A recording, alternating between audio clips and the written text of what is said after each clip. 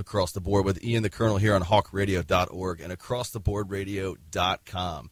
Always big on the best bands in the world, but also the best upcoming bands in the world. We like to be one of the first stations to let you know about some of these incredible bands that you may not have heard of yet, and if you haven't, shame on you. Yeah, we're a bit ahead of the curve, just a bit. One of my favorite new bands has got to be Too Late, the Hero. Have you heard of these guys? Yes, I have. Love them. Well, that's there you go, because Jared, the lead singer, happens to be on the phone right now, so that works out. Jared, how you doing, What's up, man?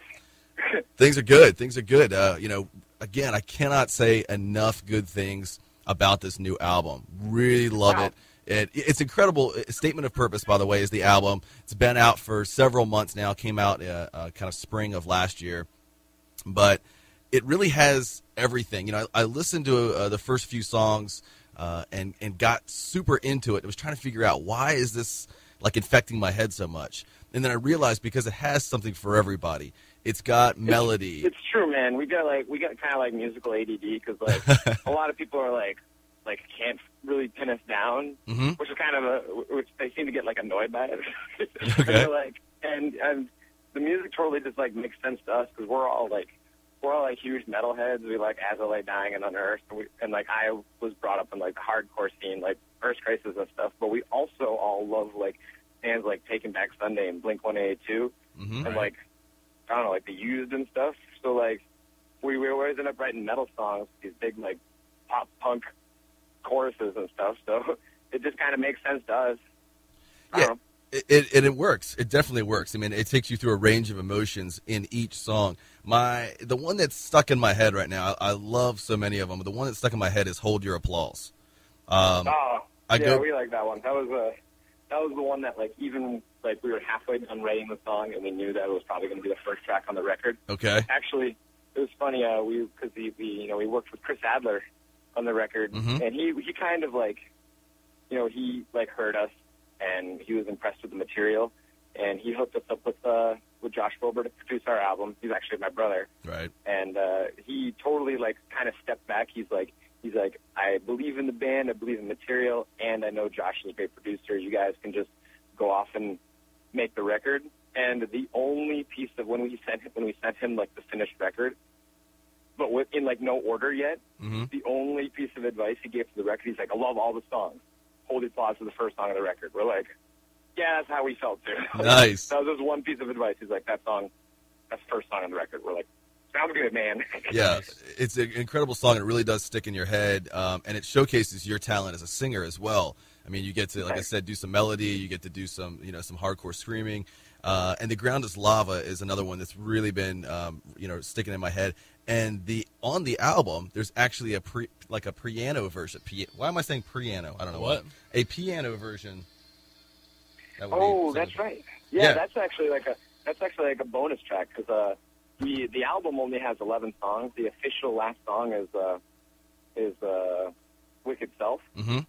But every now and then, whenever we have like a giveaway on our Facebook or whatever, right, we have like some bonus tracks, including the piano version, and we give those to like fans and stuff. Nice. And I had forgotten that was the version I sent you. So So you're one of like only a few people that has the piano version. Feel free to give it to whoever wants it. Yeah, fans, go out and check it out. Then it's great. It's just a breakdown, that kind of requiem in there. It's really beautiful. So it, again, showcases the talent you guys have. Now, you alluded to Chris Adler. If you don't know who Chris Adler is, folks, he is the drummer for Lamb of God, one of the best bands out there, and actually created Rethink Records. And he and Larry Mazer got that together. And you actually are the first band signed and released by Rethink Records. What's that like, being, kind of the banner band for the label and working with Chris? Man, because we're all huge Lamb of God fans, and we all love metal, but like we don't know those guys, and you always assume that like metal dudes like listen to metal music, and right. we're the most. We aren't the most extreme metal band out there, because we have like our Ground is Lavas and stuff. Right. And when all of a sudden I get the call, and he's like, hey, Chris Adler. Oh, because we had a show in New York. We played at some like club in New York. And all of a sudden we get the call. We're like, oh, by the way, Chris Adler is coming out to the show tonight. Apparently he he's like interested, he likes your demos, and we're like, what? And like normally we don't really get nervous before shows, but suddenly I was like very nervous. Right.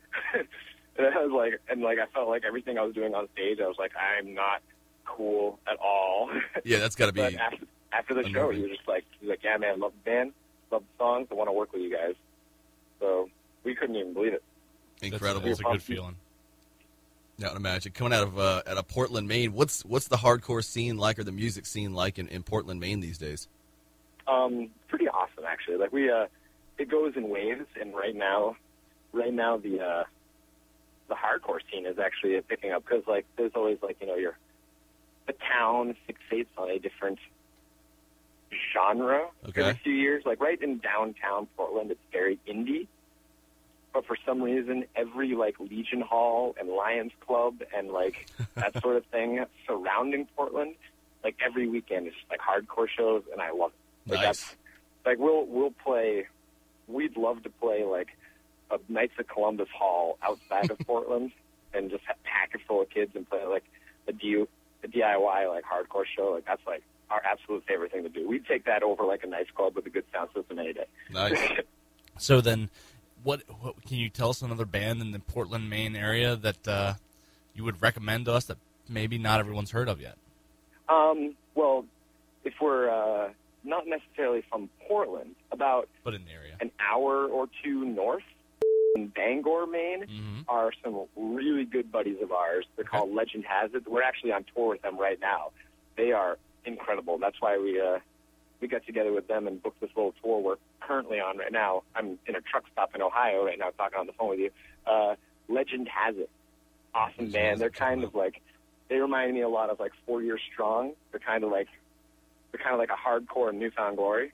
Okay. They are incredible. Nice. They blow me away every night. Nice. Chilling at a truck stop. That's good times, man. I know life on the road can be tough sometimes. Anything you're going to get at this truck stop there to keep the road sane? Well, the good thing about truck stops is they always have hard-boiled eggs, which is the breakfast champions, especially if you're on a budget. Okay. You know, every morning you got to drop $2. You got to get a cup of coffee and 2 hard-boiled eggs, and then your pants later on. That's good advice. Yeah. See, we've asked before, what's the craziest thing you actually, you've asked for on tour, in a contract rider, and a lot of bands have said clean underwear and clean socks. So it sounds like clean underwear, or maybe toilet paper would be good for you guys. Clean socks. I mean, that's a good idea. Like, I mean, I know our bass player Nate. Like, we all pack socks, but he never packs socks. On the first day of tour, he just buys like 2 huge things of socks at like Walmart, and then just throws them out every night. Nice.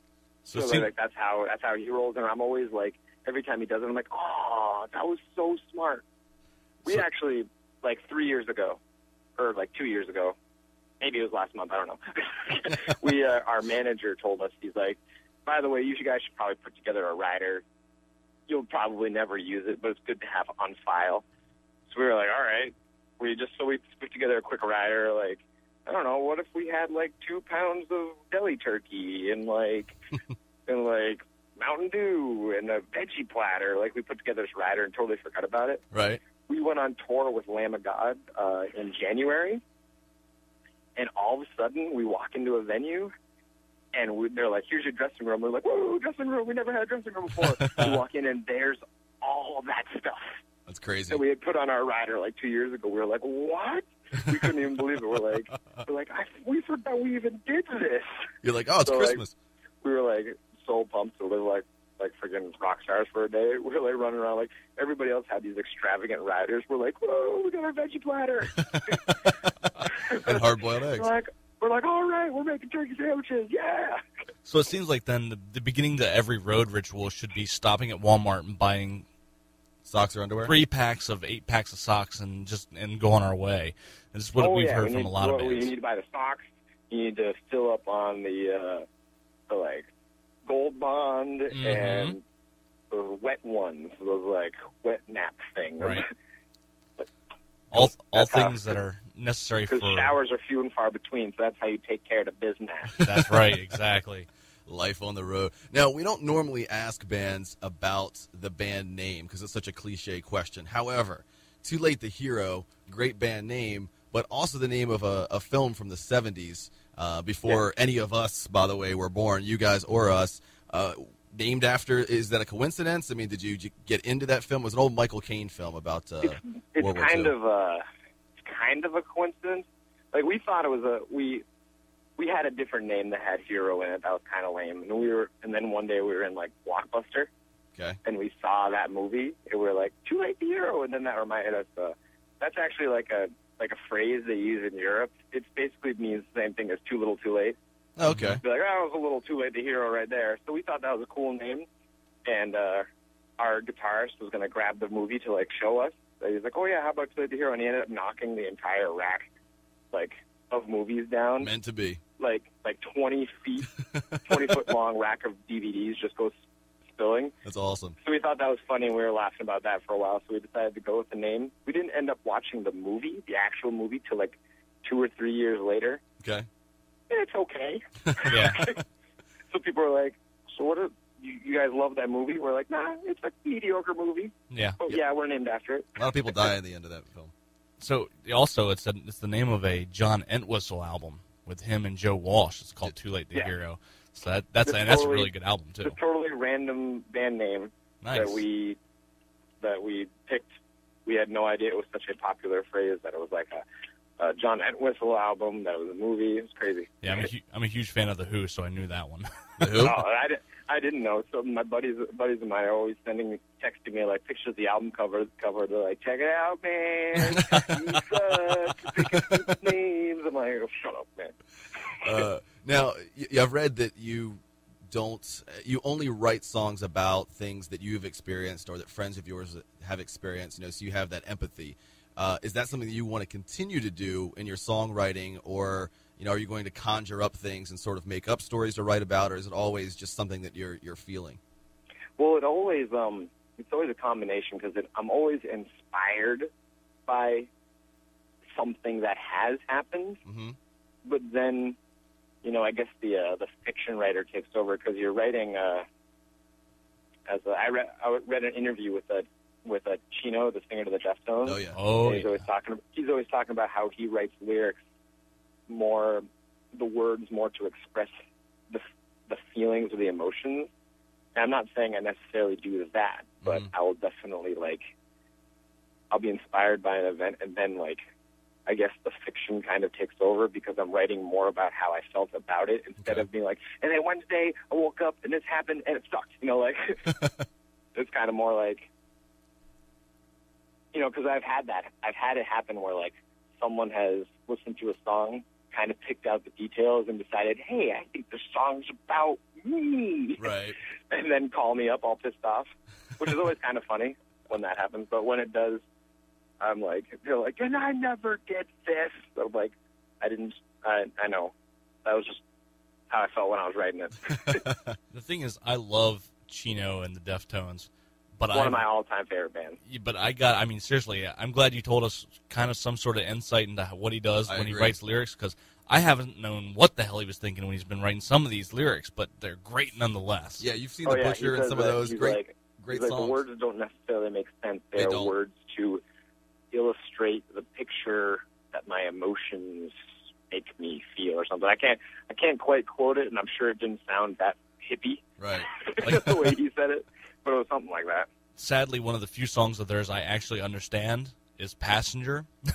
It's not one of those songs you I know what that's want to about. understand, but Change in the House of... I have no idea. I'm not really sure what he's talking about, but... I love his lyrics, but if you wanna have a little chuckle about some lyrics that don't make any sense, read the lyrics to the entire album of Adrenaline, the first album. Right. You're like, what are you talking about? Drugs are bad. They had some good stuff then. Yeah, man. Yeah. In any case, that's one of those bands that I could justify getting a tattoo of. I usually think it's a terrible idea to get a band tattoo, because you never know if they're gonna be like, oh, they used to be good back in the day. But I could definitely justify getting a Deftones tattoo. I love that band. I'd feel bad for anyone with a Metallica tattoo right now. Right,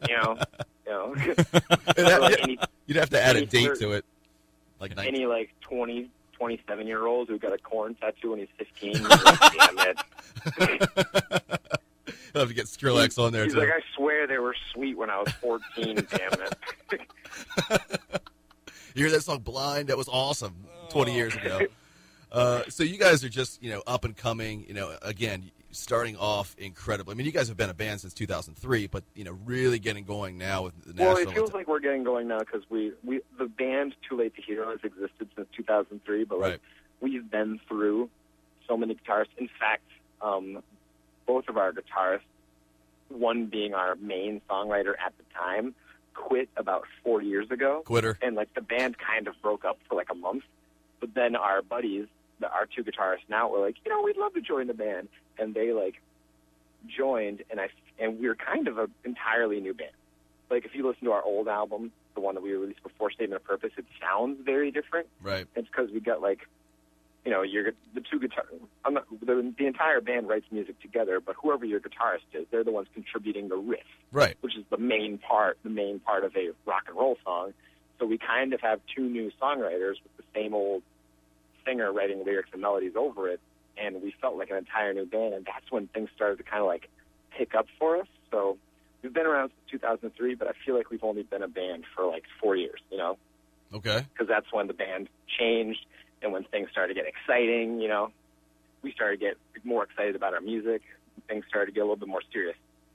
Again, though, Statement of Purpose is one of the few albums that is good every single song. I mean, there are just so many bands that put out albums these days that there's one good song or two of them that you might buy on iTunes. But or there's every song is awesome, and it's because it's the same song over and over and over again. There's that as well.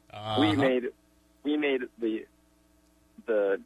our goal for when we were writing the album, and we might have taken it too far. I don't know. It might be a little disjointed, but we were we need to have every song sound unique, have its own unique identity. We didn't want to write the same song twice, and we probably might want to go a little bit more consistent for the next record. But we definitely were proud of the fact that we don't have the same song repeating on the album. You know what I mean? Yeah, I think I'm not giving advice here, but I kind of am. Yeah, I would stick with this formula, man. I like it, and again, it's not like if somebody came up and saw you guys play, they wouldn't hear the same song over again. They wouldn't be like, is that Lava or is that Applause? I can't tell because they all sound the same. Right. You don't have to wait for the vocals to kick in. Right. 2 seconds into the first riff, you're like, it's Life is Fiction.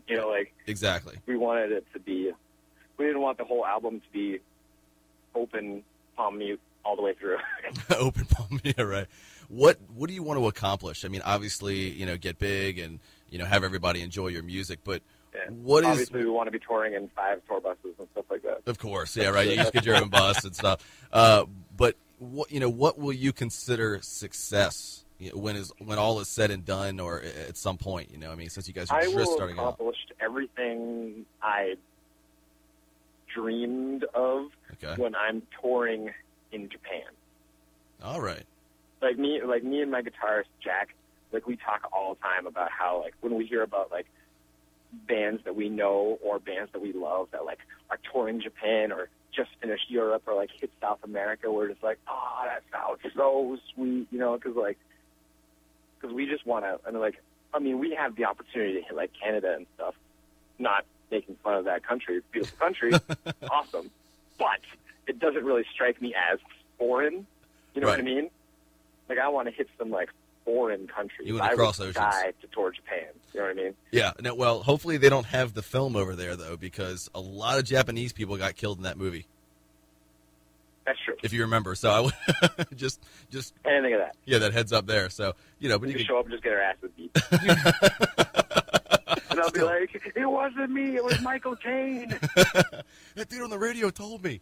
So now back we'll be prepared. We'll get off the plane and with our guard up, be like, where are they? They're gonna come running at us.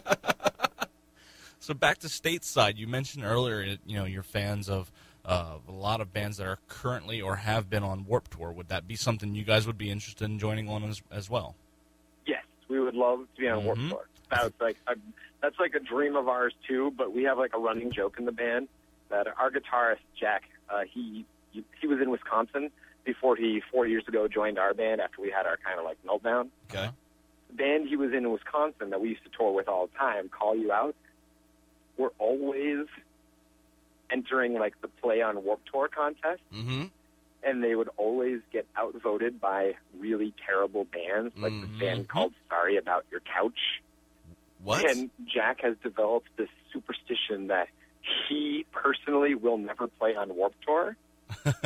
So whenever like a Warped Tour comes and goes and we don't play it, Jack's like, I'm sorry, it's my fault. As long as I'm in the band, we will never play Warped Tour. And I feel bad, but it's just the way it is. So supposedly we're never going to be able to play Warped Tour because Jack is in the band, but I hope that's not the case. I would love to play Warped Tour. That's another dream of mine. I call bull, so I think when Ian and I go see Warped Tour this year, we'll put some good word in there. We'll hit our contacts. We know some they'll people. get your people. We'll get you guys on the Warped Tour. We would love it, man. We would love it. And tell them they up choosing Sorry About Your Couch. Sounds like it. I've never heard that band ever, and Sorry About Your Couch. Apparently they played Warped Tour in Wisconsin that year instead of Call You Out, and it's travesty. Yikes! And I'm sorry I keep swearing on your radio show. We'll have to get them on the. No, you're good. good. We'll have to get them on the show and berate them or something. Yeah, see if Sorry About Your Couch still exists. That was like 6 years ago, but I'd track them down and be like, it's your fault. Like Jack I have love how I'm angry about it, and it wasn't even my band. It was Jack's band, Call You Out. But I feel like I was a part of that. He's living vicariously through you. Damn it. Jared, if you knew let's be kind of apocalyptic here for a second. If you knew the world was going to end in the next 10 to 15 minutes, somewhere around there, what is the last song that you would want to hear or perform? Yours or anybody else's? The last song that I would want to hear. Yup. Ooh. It depends the mood I want to go out on. Okay. I'll give you two choices then. I want to go out in like a good mood. Mm-hmm.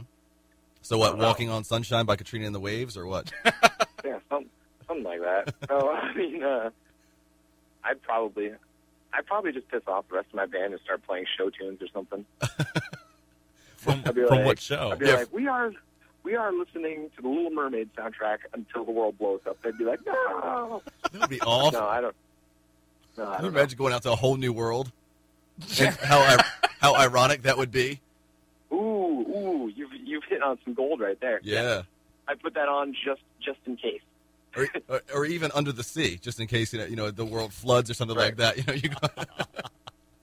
By the way, whether people know it or not, everyone in the continental U.S.'s favorite songwriter is Alan Menken.